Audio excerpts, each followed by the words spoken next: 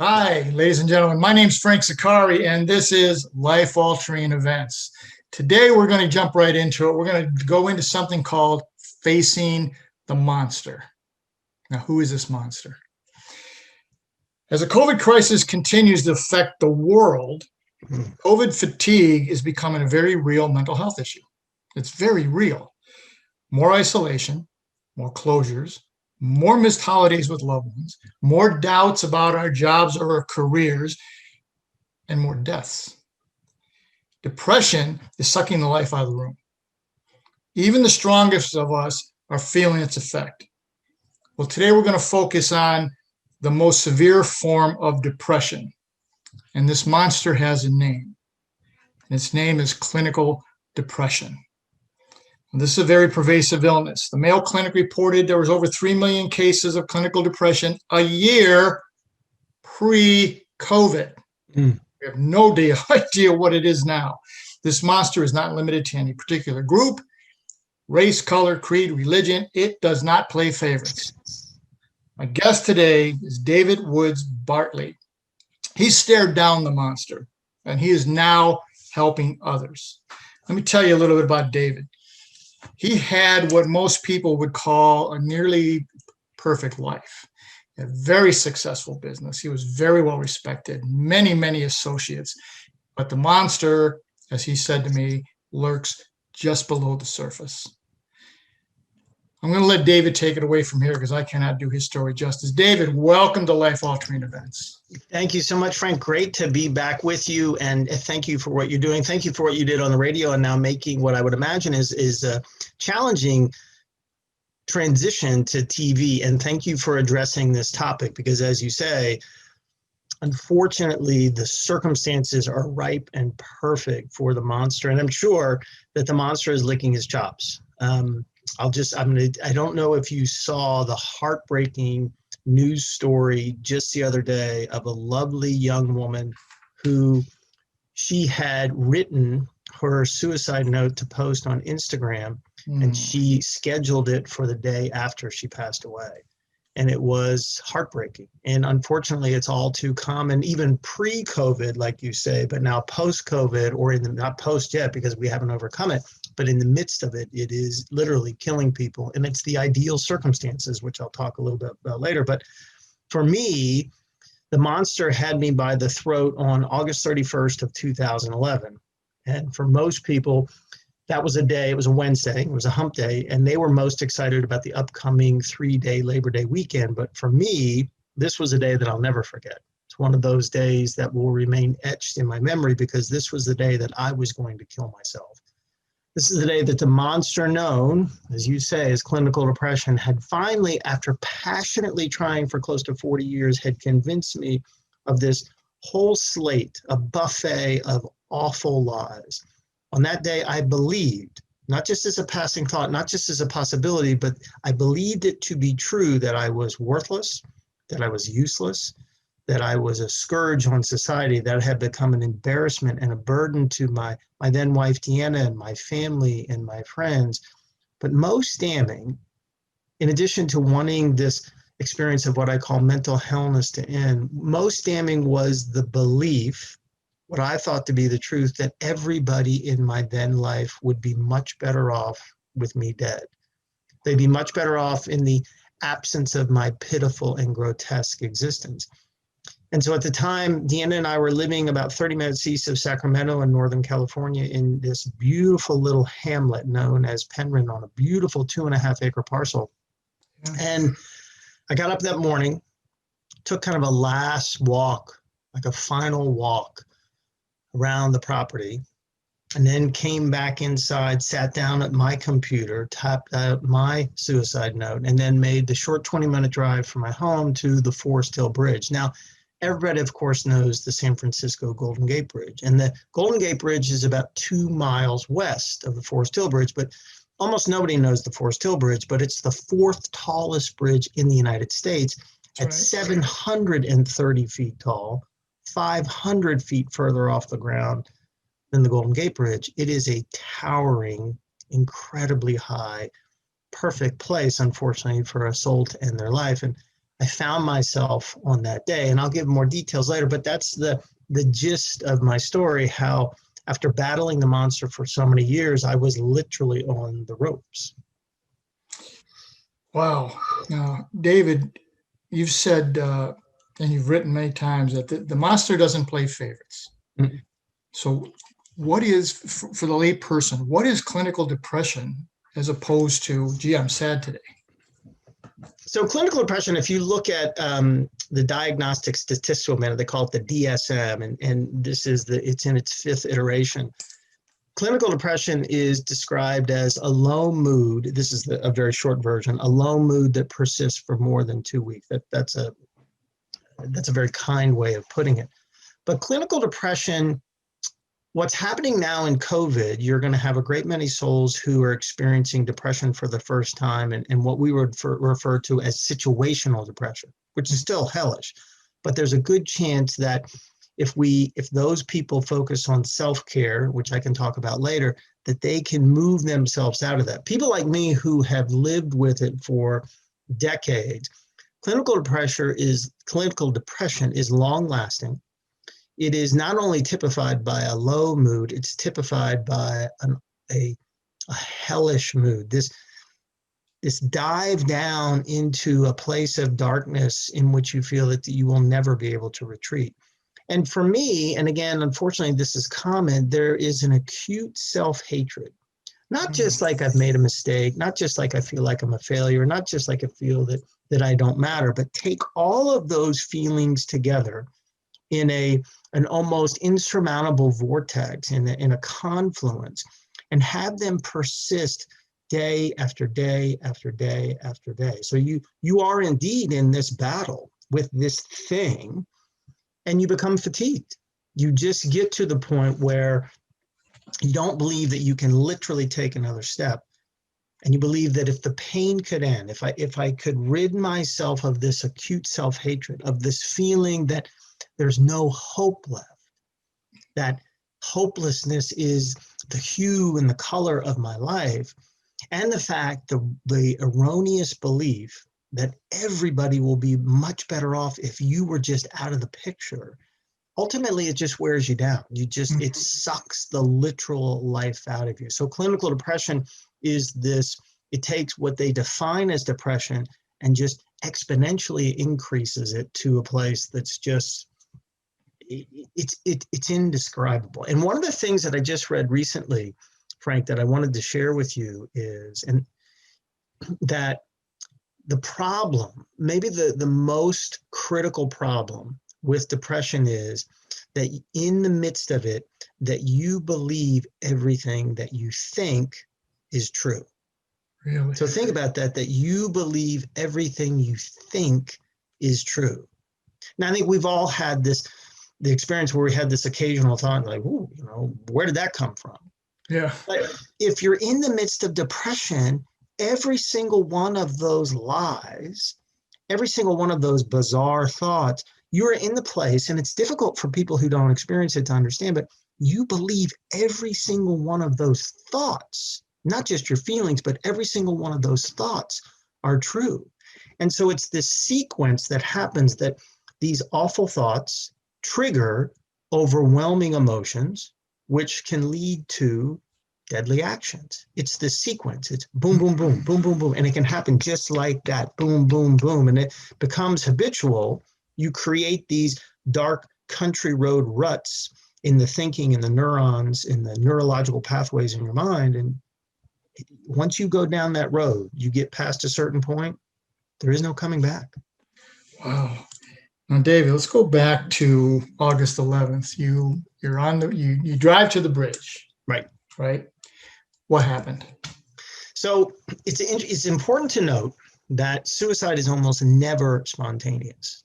I had been plagued by suicidal ideations for most all of my life. And so I had actually, Frank, I had traveled to the bridge. I knew the way to the bridge. I'd even picked out the place where I was going to park. I wanted it to be far enough away not to cause distraction, but I wanted it ultimately to be discovered. And so interesting, I think back now, even my truck was this signaling of danger. It was a bright red Dodge Dakota pickup truck. And so I parked my truck, brought it to a rest, turned off the ignition, and then I put my hands reflexively on the 10 and 2 position on the steering wheel, closed my eyes for just a moment, took a deep breath, opened my eyes, reached over, grabbed the suicide note, placed that, made sure it was right in the center of the dash, took the keys out of the ignition, placed those in the center of the note, exited, turned back around to my right to make sure that the door was unlocked, walked over the road and followed a path that ran parallel with the road and came to the closest end of the bridge. Now, if you Google the Forest Hill Bridge, it's about a half mile long in this laser level plane. And the view is spectacular. It's extraordinary. But on that day, I didn't look at the view. I made sure I avoided any eye contact with the passing drivers. And instead, there's a light post right 1,000 feet away. And I stayed laser focused on that. And I made my way to the midpoint, then turned to my left. The suicide barrier hit me right at mid-chest, bent over and looked down at the North Fork of the American River, and then closed my eyes again, and then began to rehearse the move up and over the barrier. What would be the most efficient? And then I had never thought about this up to this point. Now, I had done the calculation. The fall 730 feet, it was going to take me 7.5 seconds, but I hadn't thought, what's that going to feel like? What am I going to think? And I became fixated. And then I thought, I just don't want to feel the impact. Is there any way? I let out this audible prayer. Please, God, let me pass out or pass away before I make impact. And I became so fixated in this train of thought that I can't tell you how long I was there. But thankfully, it was long enough for a passing driver to look upon that scene, realize something's wrong with this picture. Call 911, and then a heroic first responder from the Placer County Deputy Sheriff approached me from the left-hand side and did two things. He first established contact, which is logistical. But then he created connection, which is life-saving, Frank, because connection creates hope, and hope saves lives. And I'll say that again because I really think that mental illness is a complex problem with a very simple solution. Because connection creates hope. It saves people from truly what the killer of mental illness is, and that's hopelessness. Connection creates hope, and hope saves lives. And so I was taken off the bridge to an emergency department, and then quickly to a psychiatric ward. They called it the PUF. And I remember when the ambulance driver, who was a wonderful man, he could tell I was anxiefied, to say the least, and he put his hand on my chest and he said, "Brother, you're going to a good place. You're going to the PUF." Now, I was then 48, and of course I'm thinking Puff the Magic Dragon. I'm heading to an opium den. That's how you handle somebody who's suicidal. But the PUF stands for the Psychiatric Health Facility. And I was there for the next 15 days, and it was life-altering, life-changing. And it's important to note that when people found out I was there and why, they couldn't get their head around it, because my former bride, Deanna, and I ran a very large, nationally recognized animal sanctuary. That's right. called A Chance for Bliss. And the sanctuary, believe it or not, was home to as many as 100 animals at any one time. 25 horses, 23 dogs, 9 potbelly pigs, goats and sheep and ducks and geese and bunnies and birds. If Noah had come back, he'd have been pissed. While his boat was impressive, that sanctuary was impressive. But I'd say, Noah, we followed your lead, brother. Umpteen years ago, it's okay. So yeah. Plus, there's no flood. And at one point, we were the cover story on the life section of USA Today. So as you said, I had what seemed to be a perfect life, and it was amazing. But one of the things that I stress, in addition to the connection creates hope, is the other most important thing that I say to people is sometimes what hurts the most can't be seen. Yes. Sometimes great despair and soul-killing agony lies just behind a forced smile, a distracting joke, or in this case, a seemingly perfect and ideal life. Like, we just don't know. And that's what's happening now. It happened before, but now this ideal environment has created just an overwhelming situation. It's a tidal wave of mental illness, as many experts have said. Now, when the first responder approached you, I've heard this story before. There's a way to approach somebody, and there's words that should be used and words that should not be used. Right. Correct? What did he say? So after, again, establishing the logistical safety, first question out of this man's mouth, and I'm blessed to train police officers a lot. And I tell them, I say, here's what your brother said. Here's what your brethren said is. He looked at me and he said, David, what does it feel like to be depressed? And for police officers, I stress to him, I say, what happened is everything decelerated. This soul knew that the key to keeping people safe is to slow things down, that he leveraged curiosity to create understanding. Mm-hmm. And understanding is one of the principal ways to create connection. And then he followed up with, he said, David, how long have you lived with this condition? And then probably the most extraordinary question, Frank, and it's so counterintuitive. He said, David, what's it like on your worst days?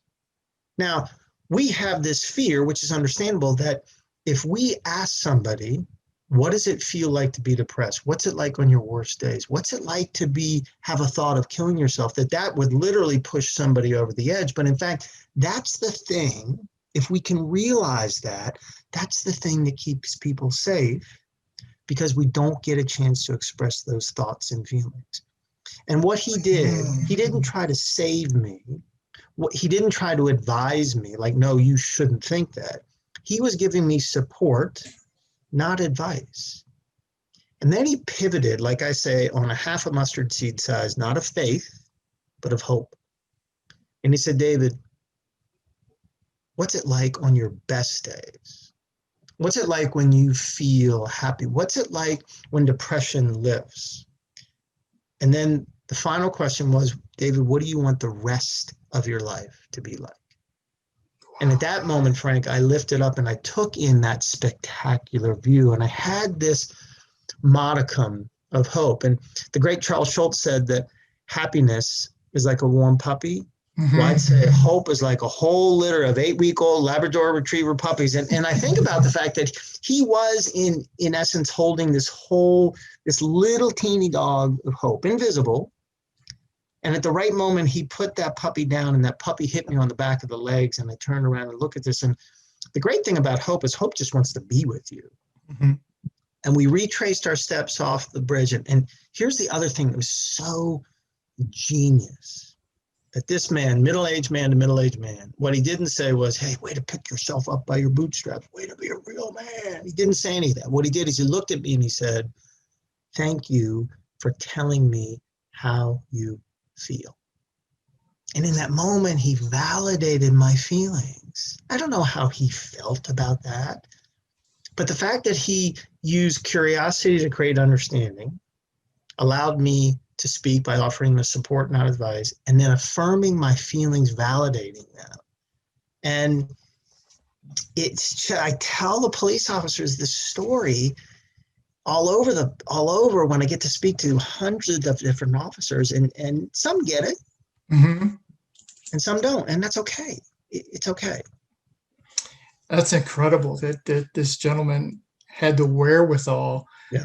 Because you look at it, somebody would say, well, don't do it. Stand right there. Let me get closer. Right. Grab you like you see on NCIS when someone's standing on a ledge, all that kind of stuff, right? But it's making them slow down. I would have never considered that. That is an incredible piece of information. Now, David, you and I met with a couple of friends. It was a few months ago now in Sacramento, when I was in Sacramento.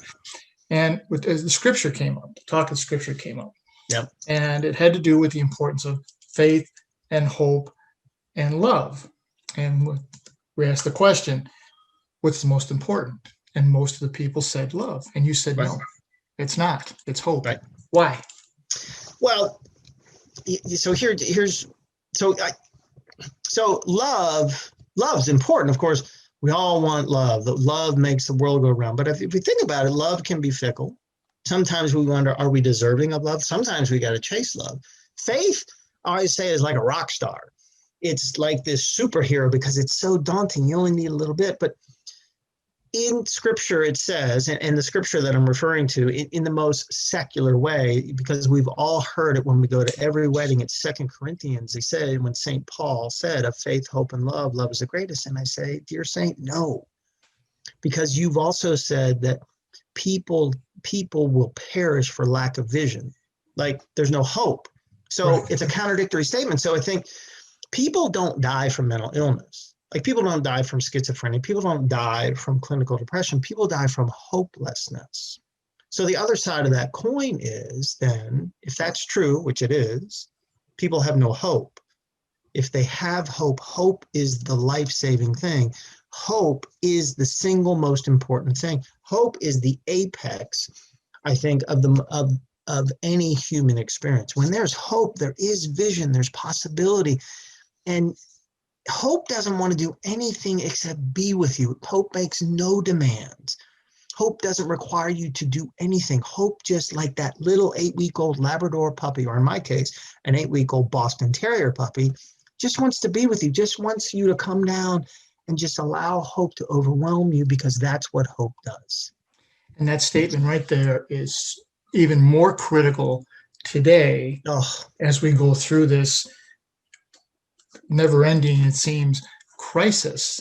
Right. That it's now, as you said earlier, David, it's affecting new people who may not have had this before, and they're scared to death. They have no idea what to do. Right. What should they do? Well, I think, and I get this question. The question that when I speak, there are two things come up. One, there'll be some courageous soul who will come up and share their story of living with a similar condition. Mm-hmm. And then the other is some soul who has an important person in their life who doesn't want to get help, that they know that they're living. This one person knows this other person is in fact a place of mental illness, and they don't want to journey to their birthright of mental wellness, mental health. And they say, what can I do? And I say that really the most essential thing, the first step is, in fact, like the officer, to leverage curiosity to create understanding. And here's the beautiful thing about understanding, Frank, is you don't have to agree with somebody. Just because we understand somebody doesn't mean we have to agree with them. So we don't have to forfeit any part of ourselves. But when we understand somebody, when we understand why would a person want to kill themselves, and we create the question, and here's the amazing thing about the officer, he never used a why question, and he never used a when question. The questions were what and how. And those are so much more conducive to eliciting a response from somebody. And so we ask the same questions, and we have to get over our fear that, and I understand it, these are counterintuitive questions. Yes. And we need to, so the first thing with that person who's struggling in our lives, and we don't get any indication that they want help, is, could you please help me understand, what does it feel like when you're in this? And to do the same sequence of questions like the officer, to allow the person to share how they are in the depths of despair. What does that feel like? And then say, is there ever a time when you feel better? And what's going on with that? And then just talk. And then you're not using some process of like, okay, well, let's go get counseling or let's take meds. It's a sequence of conversations over a period of time. And then it can pivot. I was thinking, what would you say to somebody who is also suffering? To allow that person who suffers, if they knew somebody who suffers, what would you say to them? What advice, what support would you offer? Exactly. And it's a series of conversations that, do they always work? No. I think they work the vast majority of the times. I have feedback from people, and it has nothing to do about me. I'm just sharing stories of other people. But they talk about how incredibly well it works. And the other part that I think understanding is, this other magical thing is, it's like a vortex. When we feel understood, and we've all had the experience because we have felt misunderstood, and then we have felt understood. When we feel understood, it's like an energetic vortex which can pull us into that which can be in our best interest. Mm-hmm. So it's incumbent upon us who want to serve others is to leverage curiosity. In fact, what I would say is, The most direct path that we can take to overcoming our fears about mental illness is to leverage the power of curiosity to create understanding. Because the opposite of fear is not calm. The opposite of fear is understanding. The more we understand, the less we fear. We Exactly. become educated. We become knowledgeable. We're like, Exactly. seemingly insurmountable, infinite thing down and be able to put it in a package. I'm like, you know what? You're not so big and bad. Like, and I don't have to do this alone. I can do this with people around my life. And so I tell people, and I think sometimes they think, what do you know? That's too simple. And I'm like, I think that's just, we're stepping over the answer that lies at our feet right now. And each and every one of us is capable and qualified of saving lives by just creating connection and therefore creating hope and therefore saving lives. Saving lives. And sometimes we don't see the evidence, but I promise you it works. That's incredible. Now, David, we both talk to a lot of adolescents and young adults. Mm-hmm. Okay. This is what I hear a lot. And you talked more than I do. I lost my graduation. Right. I lost my friends. I lost my social connections. It's not getting better. And they're so emotional anyway. They're on an emotional roller coaster. And social interaction is their life. And one of them said to me, what's the use? The world is so divided and so full of hatred. Why even bother? Right. You do a lot of counseling. What do you say to the young people when you talk to them? Well, the first thing is to give them the space to express. Just let them express. Because sometimes their parents, and I get it, they're overwhelmed by their own either continuing depression or new experience situational depression. So it's just, they're depleted. Right. So if we can, to give them the experience to express, and then potentially ask them, says, you know what, I agree. We are in a time that has never been before in human history. If you were ruler for a day, what would you do? How would you change the course of this? And ask their opinion. I mean, how rare is it that somebody actually asks our opinion? Exactly. And then whatever they say, it doesn't matter. Again, if we understand them, we don't have to agree with them. Correct. But we could just say, I think we're going to be really surprised because this younger people, older, we all have creative ideas. And I think if we can give one another the space to tell us what those ideas are, some of them we think, well, you know what, I don't think that's going to work. But I think we're going to be surprised by things that come up and like, oh my gosh, well, okay, I think that's a brilliant idea.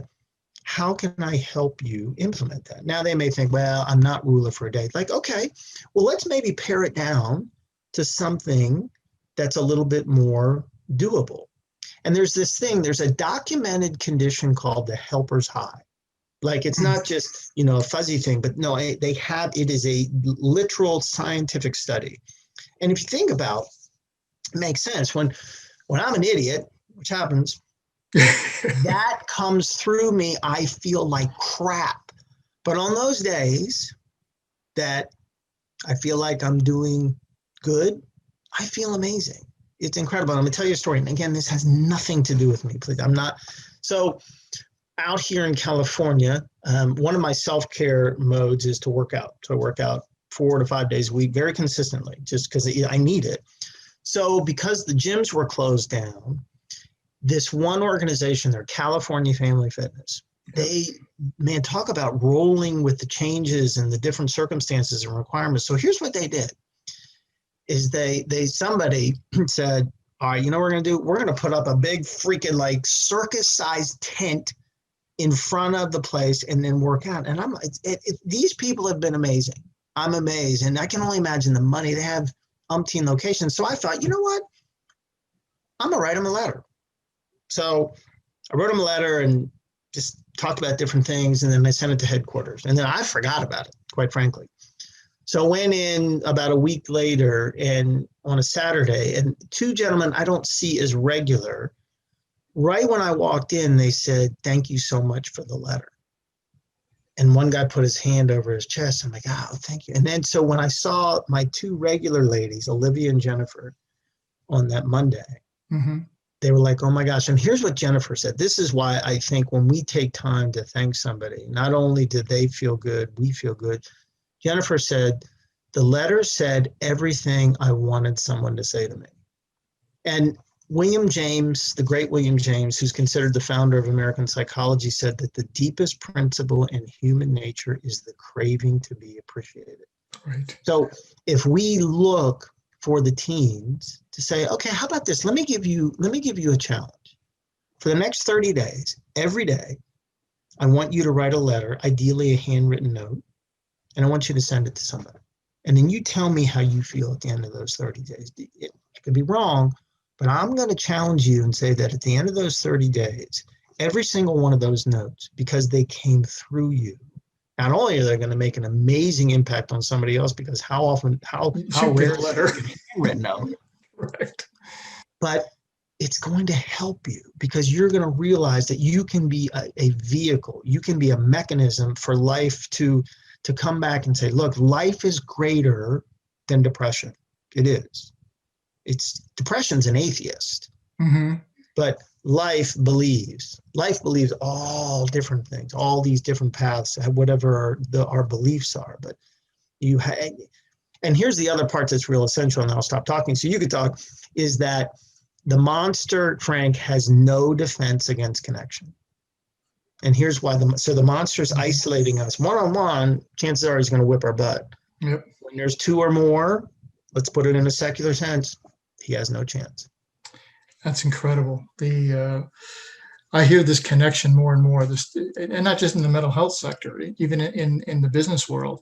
Right. And there's so much we have to communicate. We have to communicate. Kimberly Davis, a good friend of mine, wrote a book, and she said, communication is fine, but if you don't connect, what happens? It's just a lot of people yapping at each other. Exactly. It's crazy. No, now, David, I'll put a quick quote that Dr. John Travis is a great friend of mine. And he said that the currency of wellness is connection. Absolutely. That's amazing. You know, you go to the store and say, you know what? I want a box of connection. Like, okay, sir, well, I want a box of wellness. Write me a check of connection. Exactly. Now, David, do you ever get cured of clinical depression? And you go through and then you say, okay, I'm cured. I don't have to take meds. I don't have to have therapy anymore. Does that ever happen? Yeah, I think it does. It all depends on the severity. So the analogy that is said most often, and I think it works, is diabetes.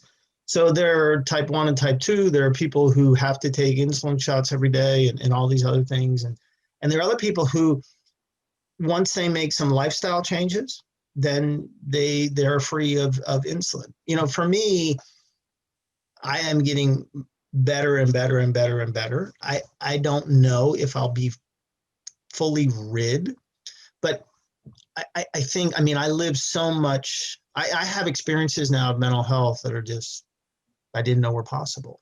Right. So I think the answer to the question is yes. I think there can be, especially people with situational depression. I think that if they leverage self-care, one, expressing how they feel, maybe make some changes in lifestyle, sit down with a therapist. My beloved mother used to say, I don't know, a soul on the planet couldn't use 2-3 years of counseling. Just call it coaching, put it into a different perspective. Exactly. But having a chance to be with somebody. So yes, I think depending on the severity, people can be cured. People can be released from the grip of the monster.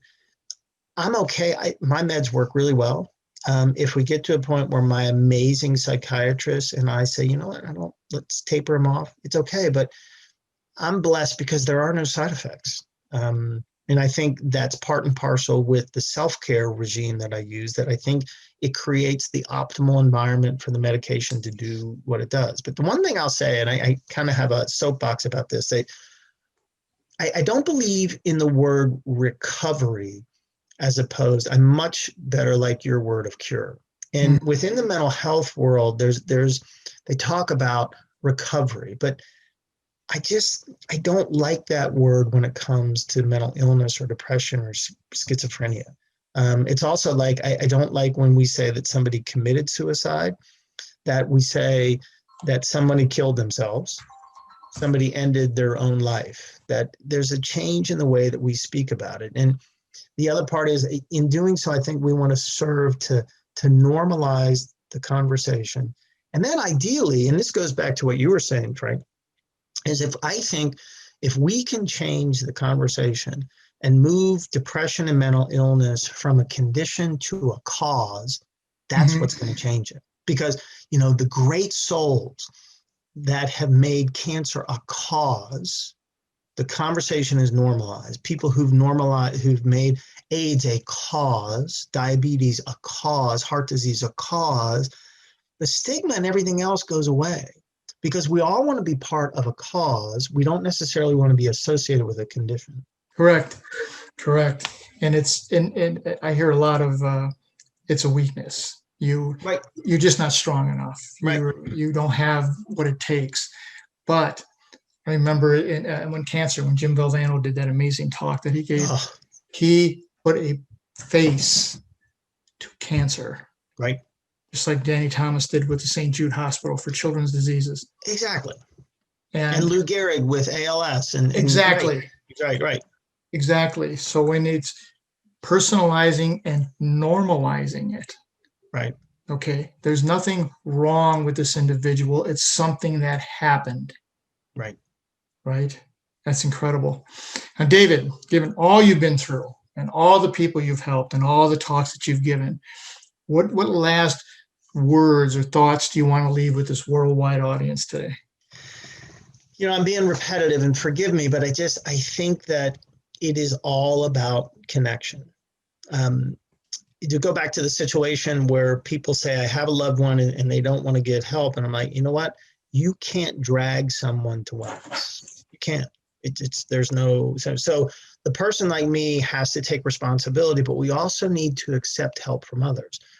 And for the others on the other side of the coin, on the other side of the table, it's do everything we can to create connection, not just for the people that we know, but there's a great quote by Dr. Drew Ramsey, who's an incredible psychiatrist in New York. And here's what he says, and this really is what I'll leave you with, because the doctor says it far better and far with greater brevity than me. In one short quote is the problem and the solution. And here's what he says. These are his words. Someone you see today is thinking about killing themselves. Your smile, your question, your love could save them. Trust me, they told me it did. Wow.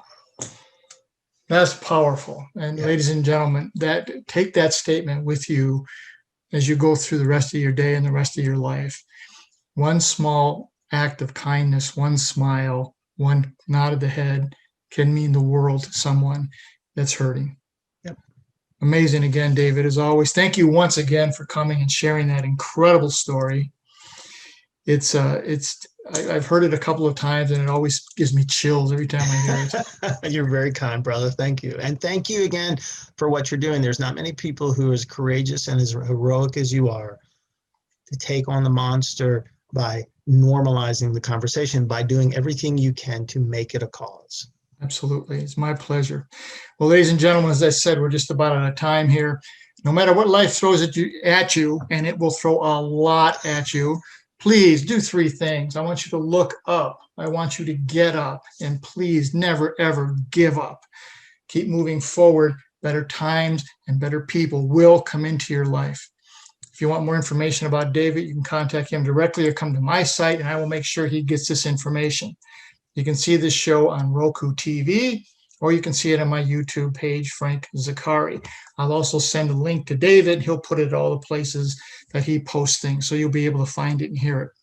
Ladies and gentlemen, let me leave you with this, as I do every week.